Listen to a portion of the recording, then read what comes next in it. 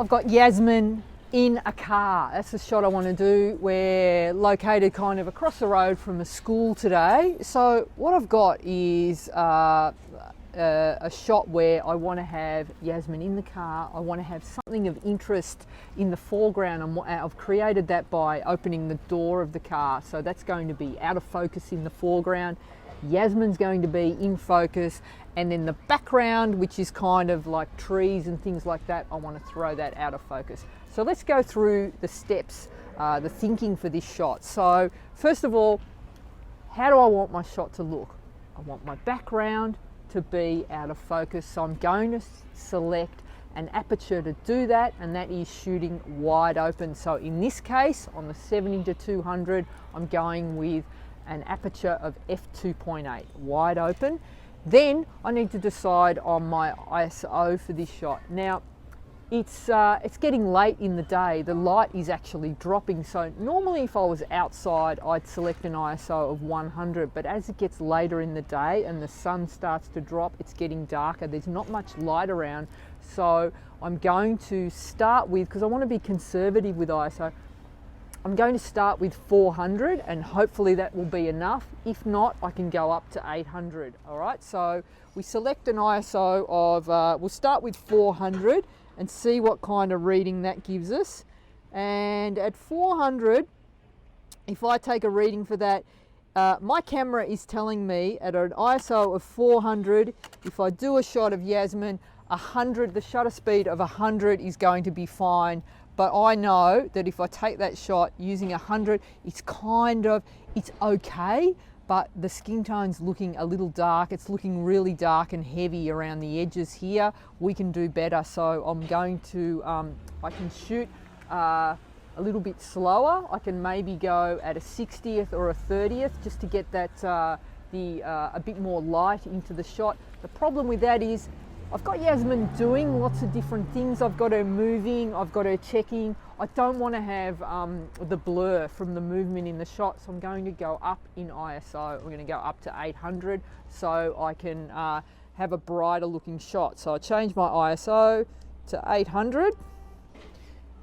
And now the correct reading, and we can see the lights are dropping really fast.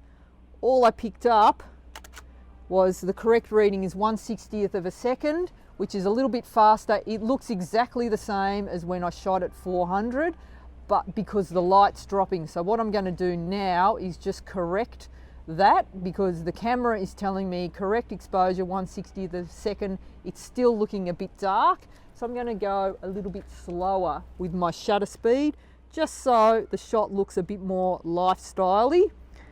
And I'm going to go a stop over, because that cleans up the skin tone. It gives me a brighter shot. So stop over, I'm going to go, say, try at a 60th of a second.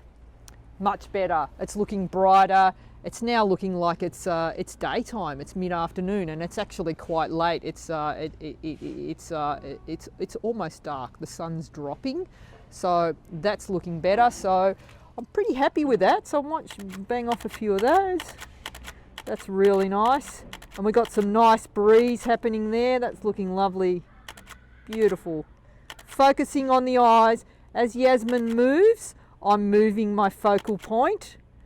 Okay, just so I'm getting the right. She moves her head and I move my focal point so that it's focusing on her eye. So I'm actually going back and forth as she moves and keeping it at a 60th.